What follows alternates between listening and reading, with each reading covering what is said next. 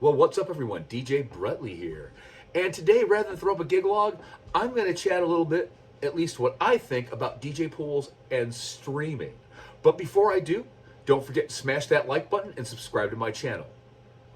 Last night on the TBM Productions DJ Roundtable, which you'll see in a week, we were talking about streaming versus having hard copies of music.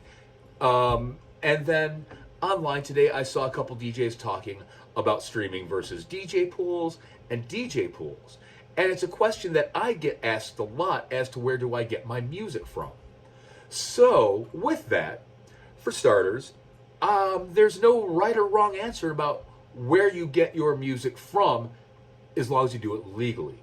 That being through a DJ pool, iTunes, Amazon, or at Bandcamp, SoundCloud, or wherever you can buy the music from the artist from, or through a legitimate DJ pool. And with that, DJ pools, no, they don't have all the music all the time. They're never going to have everything you're looking for. So, for the DJ pools I join and buy into, I'll be up to, in up to 7 or 8 at any given time, plus having to get music from iTunes, Amazon, and occasionally having to even use Spotify for cocktail lists and whatnot. But, like I said, I join different pools because the scope of my DJ gigs varies from college pubs and clubs to occasional country gig at bars outside of La Crosse, to legitimate dance clubs, to weddings. So I need to be able to get a wide variety of music from all of my sources. So does it take a lot of time to screen and listen to? By all means. And I spend a lot of time in my car doing that while we're on the way to gigs.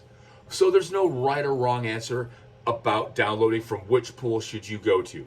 My answer to that is join them all as you need them.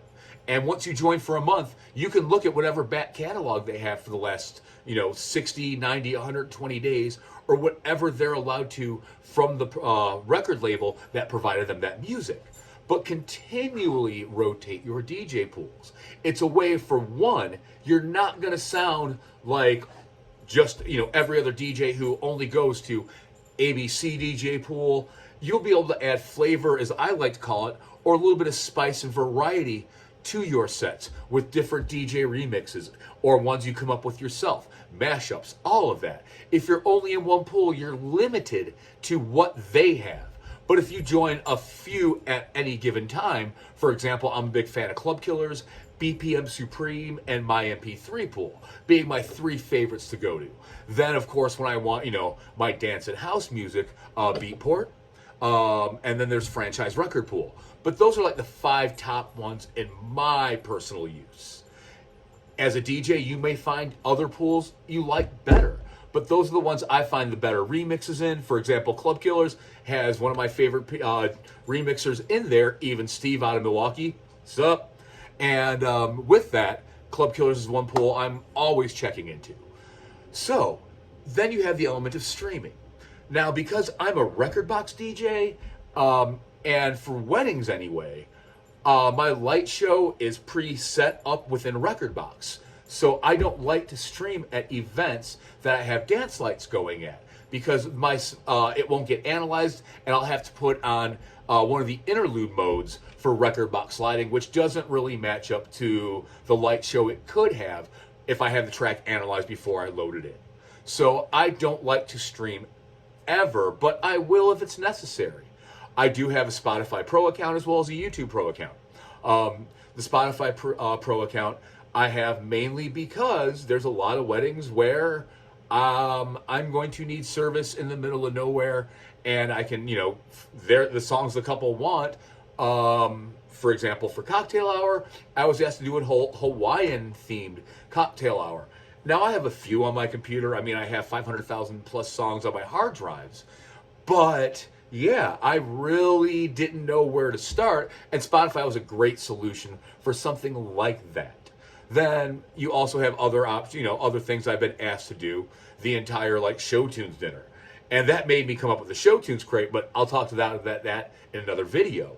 But having every option at your disposal not only is good for you as a DJ to keep you sounding stale and give you a different sound for your remixes, but it also enables you to make sure all of your clients' needs are met. Be it the clubs I work at, be it the college pubs I work at, and the weddings I'm a DJ for. Having all these tools available at my disposal can only make things better, especially for weddings. So that's my call on it all and how I handle it all. With that, I do have every computer I use has 2 hard drives, its main one and its backup. So if anything goes wrong, I'm at a gig anywhere, I can get going in seconds again. I always bring 2 laptops to every gig I'm at, plus my iPad. My iPad will always, these are for weddings. For clubs, I always have 2 computers. But for weddings, I'll also have my iPad, which will have all my spotlight dances on it, all of the must plays, and sometimes the reception playlist, just because I'm going to be in the middle of nowhere and I want to make sure I'm so backed up that if anything goes wrong, I have 4 redundancies. And I always suggest you back up your computers and your music. I do this once a month where I'm adding all my new music to my other 3 laptops that I use for DJing, 2 of which I mainly use, and one's a wedding backup for one of the DJs in Ever After. So all of my computers I'm continually working on to make sure they're up to date with music, and obviously the drivers are all updated for the decks I use with each individual computer. So I hope this helps some folks out today.